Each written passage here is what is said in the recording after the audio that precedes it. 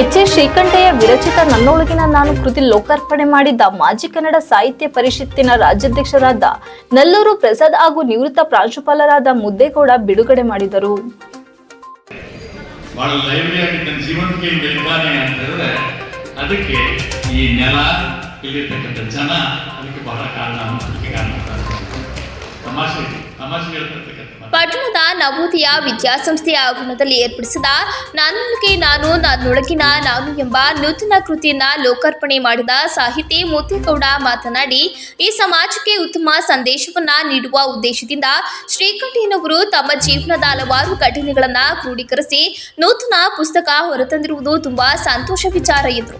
ಇದೇ ಸಂದರ್ಭದಲ್ಲಿ ಕನ್ನಡ ಸಾಹಿತ್ಯ ಪರಿಷತ್ತಿನ ಮಾಜಿ ಅಧ್ಯಕ್ಷರಾದ ನಲ್ಲೂರು ಪ್ರಸಾದ್, ನಿವೃತ್ತ ಪ್ರಾಂಶುಪಾಲರಾದ ಮುದ್ದೇಗೌಡ, ಮಾಜಿ ಶಾಸಕರಾದ ಸಿ.ಎಸ್. ಪುಟ್ಟೇಗೌಡ, ಎಚ್.ಎಸ್. ಶ್ರೀಕಂಠಯ್ಯ, ಸಿದ್ದೇಗೌಡ, ಅಣತಿ ಶೇಖರ್, ಸಿ. ನಾಗರಾಜು, ಸಿ.ಎನ್. ಅಶೋಕ್, ನಾಗಪ್ಪ, ಅಣತಿ ಆನಂದ್ ಕುಮಾರ್, ಎಚ್.ಎನ್. ನವೀನ್, ಆದಿಶೇಷಕುಮಾರ್, ನಂಜುಂಡಮೈ ಸೇರಿದಂತೆ ಇತರರು ಹಾಜರಿದ್ದರು. ತಾಲೂಕಿನ ಹಿರಿಯ ಮುತ್ಸಜ್ಜಿ, ಹುಟ್ಟು ಹೋರಾಟಗಾರ, ಪುನರ್ಜನ್ಮ ಎಂದರೆ ತಪ್ಪಲಾಗದು.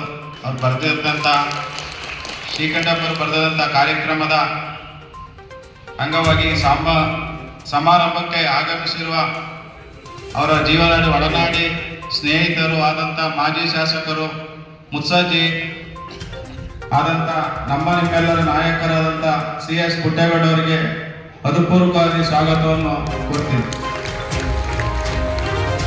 ಅವರು ಆತ್ಮೀಯರು, ಚಿರಪರಿಚಯದಂಥ ಚನ್ನರಾಯಪಟ್ಟಣ ತಾಲೂಕಿನ ಮಾಜಿ ಸಾಹಿತ್ಯ ಪರಿಷತ್ ಅಧ್ಯಕ್ಷರಾದಂಥ ಈ ದಿವಸ ಉದ್ಘಾಟಕರಾದಂಥ ನಲ್ಲೂರು ಪ್ರಸಾದಣ್ಣವರಿಗೂ ತಮ್ಮೆಲ್ಲರ ಪರವಾಗಿ ಸ್ವಾಗತವನ್ನು ಕೊಡ್ತು.